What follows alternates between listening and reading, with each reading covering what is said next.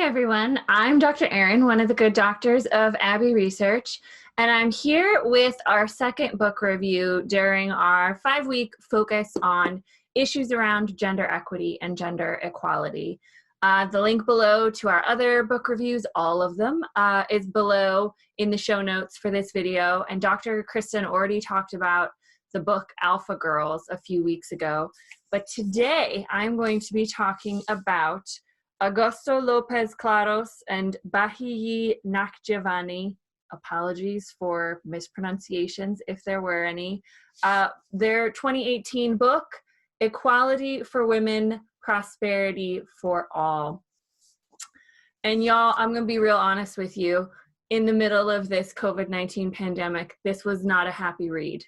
This was not a read that I enjoyed learning about systemic inequalities facing women around the world.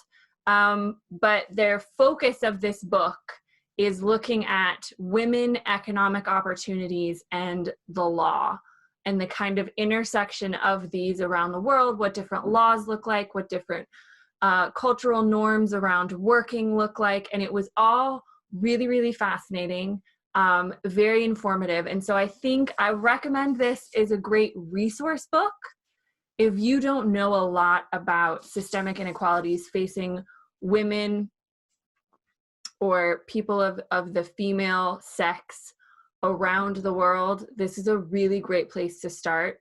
And just, you know, gird your loins, because it's not a lot of happy topics.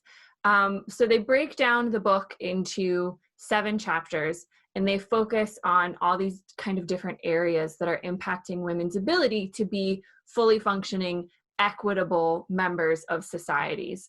And they do a really good job of disaggregating on the basis of different countries and looking at, you know, the differences between China and India and the United States. So that was really helpful to kind of give you a bigger picture, because we spend a lot of time here at Abbey Research talking about women in the workplace in the United States, because that's the culture that Dr. Kristen and I work in, and that's kind of the work environment and culture around gender norms for women that we understand predominantly. But this is really great job, does a really great job of being cross-cultural. So within their book, within their chapters, they focus on missing women, as they call it, which is all of the women that are missing from roles in society. And missing takes on a lot of connotations. So, you know, you can have systemic oppression where women aren't allowed to work outside the home, so they're missing. You can also have actually just missing women. And they focus a lot on kind of different cultures where the primacy of the child, the male child, exists. So they look at China and they look at places like India, where there's a huge emphasis put on having a male child, and what happens if you're pregnant with a baby whose sex is female. Once that baby is born, all the kind of inequalities and violences they can experience. So they go from that to actual violence against women and people with female sex organs, however their gender identity is.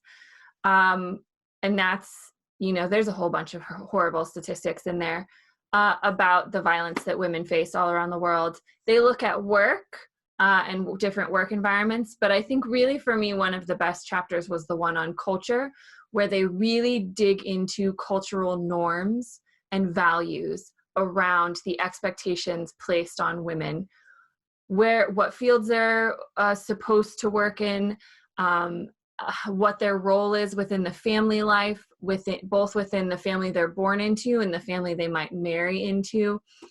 Really, really important considerations when you're trying to get a broader picture of what the reality is facing women.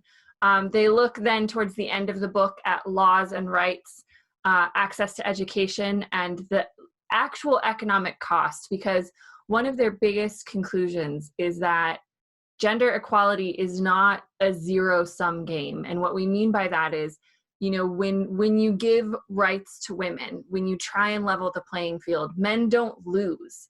And we know this inherently, but we're also starting to study it economically. And so they have a lot of economic data that shows you that societies and cultures succeed. They make more money. They produce more things.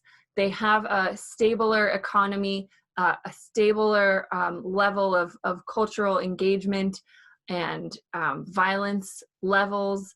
When women are more equitable, cultures and societies and economies succeed. And that's a really strong argument, especially when you're looking at making legal changes for advancing the rights of women around the world.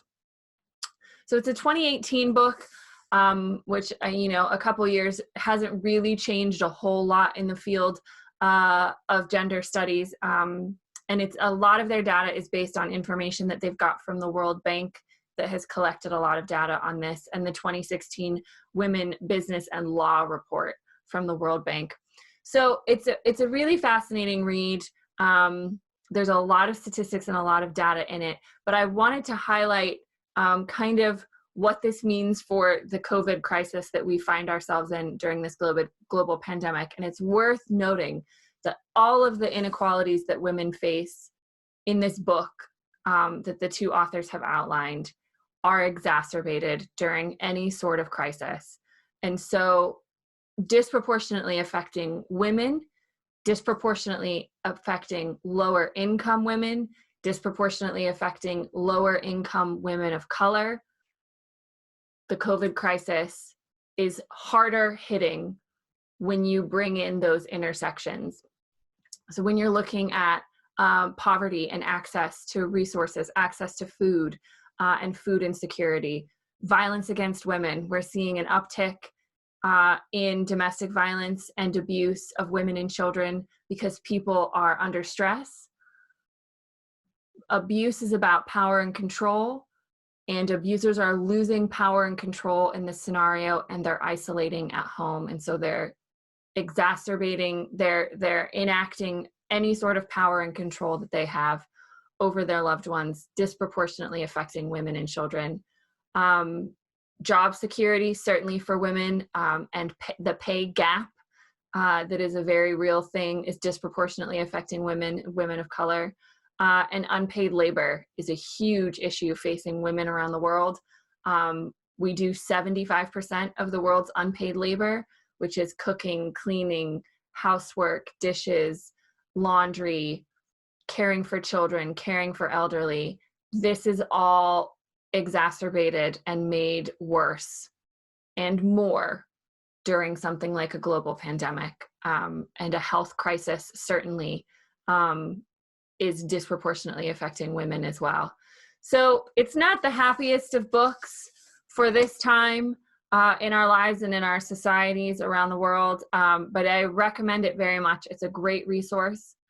It's a great learning tool. There's a whole heck of a lot of information in here that they have taken the work to collate and analyze for you.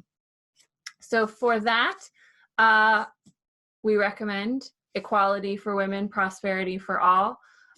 It does end on a happy note. I do have to say there is hope if we make the changes that we need to, that we can get equality for women and we can have more prosperous societies, both emotionally and culturally and economically.